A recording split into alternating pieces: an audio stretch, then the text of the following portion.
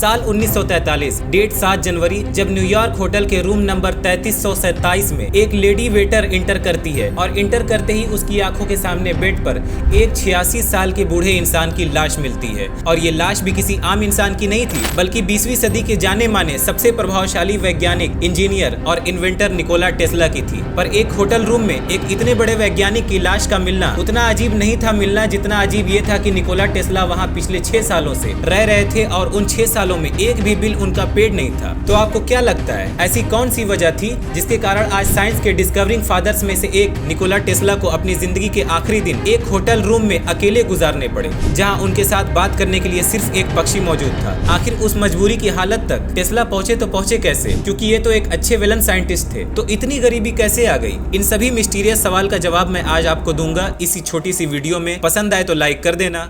10 जुलाई 1856 के अंधेरी रात में बिजली की तेज कड़कड़ाहट के बीच क्रोएशिया के इस मिलिहान गांव में एक बच्चे ने जन्म लिया और ये बच्चा वही था जो आने वाले समय में पूरी दुनिया को अपने इन्वेंशन से चौंकाने वाला था, निकोला टेस्ला। लेकिन पूरी दुनिया में अपने नाम को फैलाना उनके लिए बिल्कुल भी आसान नहीं था, क्योंकि उनका जन्म होते ही उनकी दाई माँ ने कहा था कि ये बच्चा भगवान की तरफ से कोई वरदान नहीं बल्कि अभिशाप है, यानी अंधेरे को फैलाने के लिए जन्मा है। लेकिन वो कहते हैं ना, एक बच्चे को उसकी माँ से ज्यादा अच्छी तरह कोई नहीं जान सकता, और इसलिए दुनिया और उनकी दाई माँ की बात को नजरअंदाज करते हुए निकोला की माँ ने पूरे विश्वास से कहा, नहीं, ये बच्चा अंधेरे को नहीं बल्कि रोशनी को बढ़ावा देने के लिए जन्म लिया है। इस माँ का अपने बच्चे पर ये विश्वास कितना और कब तक अटल रहा, इसके लिए हमें निकोला टेस्ला के बचपन को समझना होगा। टेस्ला के माता पिता के अलावा उनके 3 बहनें और एक बड़ा भाई था, और अपने इसी बड़े भाई की डेथ से निकोला टेस्ला को बहुत ही बड़ा सदमा लगा था। तभी तो ये दोनों भाई हर चीज एक साथ करते थे, जैसे कि एक साथ घूमना, हॉर्स राइडिंग करना, फिशिंग पर जाना।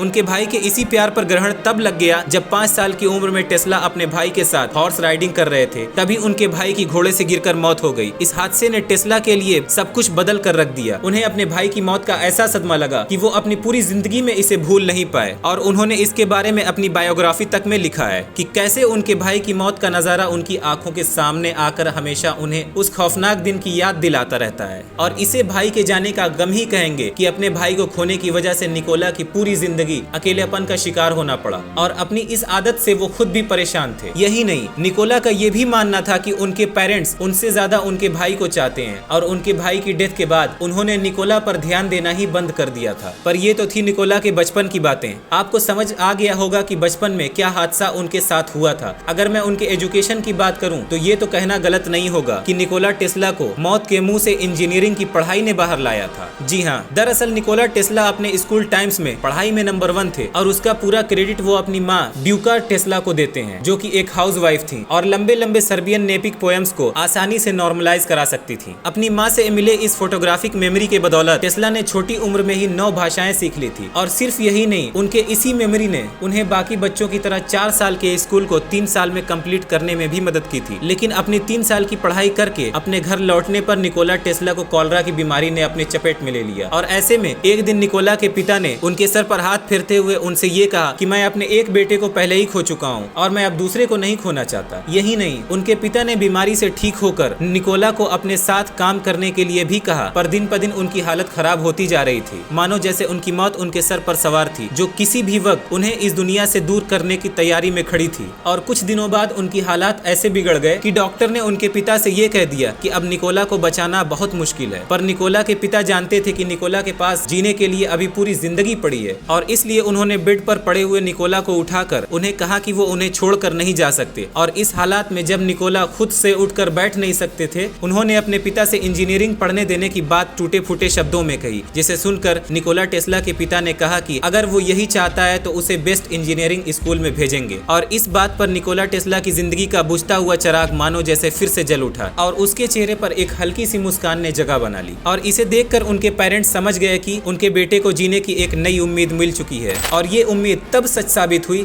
जब टेस्ला पूरी तरह ठीक होकर 1875 में ऑस्ट्रेलिया के ग्रास पॉलिटेक्निक कॉलेज में पढ़ना शुरू कर दिया। पर कुछ सालों के बाद प्रोफेसर से हुई किसी कहासुनी के चलते टेस्ला ने कॉलेज को ड्रॉप आउट कर दिया। पर कुछ बायोग्राफी में ये भी मानते हैं कि टेस्ला ने इस वक्त गैम्बलिंग और शराब की आदत की वजह से कॉलेज छोड़ा था। लेकिन यार, वजह जो भी हो, दुनिया में जितने भी फेमस इन्वेंटर हैं ये सारे कॉलेज ड्रॉप आउट ही क्यों होते हैं। और अब चलिए एक नजर निकोला टेस्ला और थॉमस एडिसन की उस वार पर डालते हैं जिसे लोग आज तक वॉर ऑफ करंट के नाम से जानते हैं। तो जैसा मैंने बताया, टेस्ला एक कॉलेज ड्रॉप आउट जरूर थे, लेकिन वो ये बात अच्छे से जानते थे कि सक्सेसफुल इंसान बनने के लिए डिग्री नहीं बल्कि नॉलेज और स्किल लगता है। इसलिए टेस्ला ने अपने करियर की शुरुआत हंगरी के बुडापेस्ट टेलीफोन एक्सचेंज में एज ए ड्राफ्ट्समैन की, जो थॉमस एडिसन की कंपनी थी। और इस कंपनी के मैनेजर को टेस्ला का काम इतना पसंद आ गया कि उन्होंने टेस्ला को एडिसन की वर्क्स कंपनी जो अमेरिका में थी वहां काम करने भेज दिया। और यहीं पर काम करते हुए टेस्ला और एडिसन की पहली मुलाकात हुई। अब तक सब कुछ ठीक था, लेकिन जब टेस्ला ने एडिसन को अपने अल्टरनेटिंग करंट यानी एसी वाले इंडक्शन मोटर को बनाकर बेचना चाहा, तो एडिसन ने उनके इस इन्वेंशन को डिसअप्रूव कर दिया।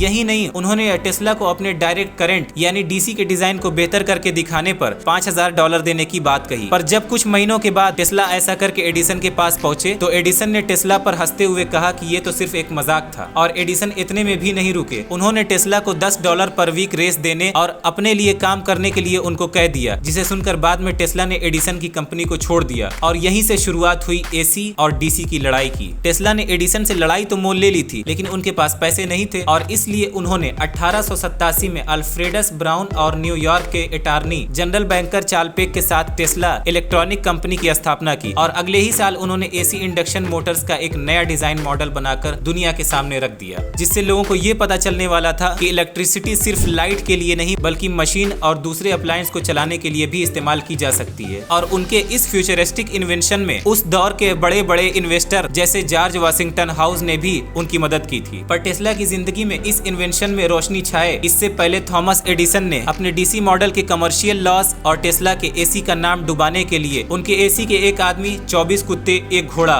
और एक हाथी को शौक दिलवा दिया। पर हैरानी की बात तो ये है कि ऐसा करने के बाद भी एसी सक्सेसफुल रहा और इससे टेस्ला को बहुत ज्यादा शोहरत मिली। लेकिन टेस्ला की ये सिर्फ एक ही इन्वेंशन नहीं थी, बल्कि टेस्ला की इंटेलिजेंस और स्मार्टनेस की वजह से आज के मेडिकल फील्ड में जो एक्सरेज और कम्युनिकेशन फील्ड्स में इस्तेमाल होने वाले रेडियो वेव्स हैं, उनका भी कनेक्शन टेस्ला से ही है। टेस्ला ने एक 1884 में ही पहले एक इनविजिबल रेडिएंट रेस को डिस्कवर किया, और जिसकी रेस ने लैब के एक फिल्म को भी डिस्ट्रॉय कर दिया था। और इसी ऑब्जर्वेशन में उन्होंने रेंटजेन के 1895 में एक्सरे डिस्कवरी के कुछ हफ्ते पहले फर्स्ट एक्सरे इमेज को कैप्चर किया था, ऐसा माना जाता है। पर इस डिस्कवरी की रिलेटेड कोई भी जानकारी अवेलेबल नहीं है, क्योंकि 13 मार्च तक 1895 में एक एक्सीडेंट की वजह से न्यूयॉर्क की वो लैब जल गई थी। मैं आज जो इस वीडियो की मदद से बोल पा रहा हूँ और आप सुन पा रहे हैं, सब किस वजह से है? इंटरनेट। और इंटरनेट को भी दुनिया के सामने सबसे पहले प्रिडिक्शन करने वाले ग्लोबल इंटरनेट सिस्टम के कॉन्सेप्ट के रूप में 1926 में कोलायर्स मैगजीन को दिए हुए इंटरव्यू में टेस्ला ने लाया था। और अगर टेस्ला ने अपनी wireless communication model internet system का प्रिडिक्शन नहीं किया होता, तो शायद आप ये वीडियो नहीं देख पा रहे होते। और अब ये सवाल पैदा होता है कि इतनी डिस्कवरी के बाद भी टेस्ला को अपने इन्वेंशन की क्रेडिट क्यों नहीं मिल पाई? तो केनेथ स्विजी नाम के जर्नलिस्ट के मुताबिक टेस्ला अपनी इन्वेंशन के काम में पूरी तरह बिजी रहते थे, और इसलिए सिर्फ 2 घंटे सोने वाले टेस्ला ने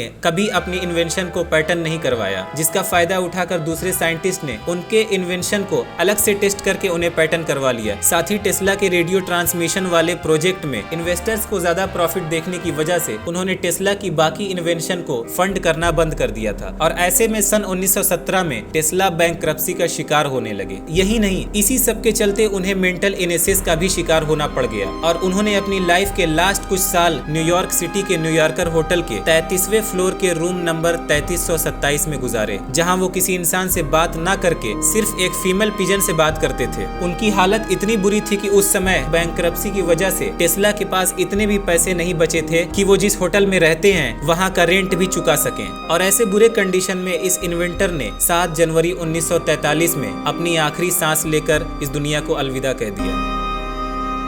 लेकिन निकोला टेस्ला को उनकी जिंदगी के दिनों में उनके अचीवमेंट्स को भले ही रिकॉग्निशन नहीं मिला, पर उनके इन्वेंशन और प्रिडिक्शन की इंपॉर्टेंस दुनिया को उनके मौत के बाद ही पता चला। टेस्ला की महानता और उनकी इंटेलिजेंस अगर किसी साइंटिस्ट के मुंह से सुनना है तो अल्बर्ट आइंस्टाइन से सुन लीजिए। क्योंकि जब अल्बर्ट आइंस्टाइन को एक बार एक जर्नलिस्ट ने पूछा कि आपको दुनिया का सबसे स्मार्ट पर्सन बन के कैसा लग रहा है, तो आइंस्टाइन ने जवाब दिया, मुझे ये नहीं पता, आप निकोला टेस्ला से जाकर पूछिए। और आज 21वीं सदी में भी जो हम टेक्नोलॉजिकल एडवांसमेंट देख रहे हैं, उसमें निकोला टेस्ला के इन्वेंशन का अहम योगदान है। और एलोन मस्क की जो कंपनी है टेस्ला मोटर्स, इस इलेक्ट्रॉनिक कार कंपनी के नाम से निकोला टेस्ला का कोई संबंध है? एलोन मस्क ने इसका नाम टेस्ला क्यों रखा? अगर इसका जवाब आपको पता है तो कमेंट करके मुझे जरूर बता बता दीजिए, मुझे पता नहीं है इसका जवाब।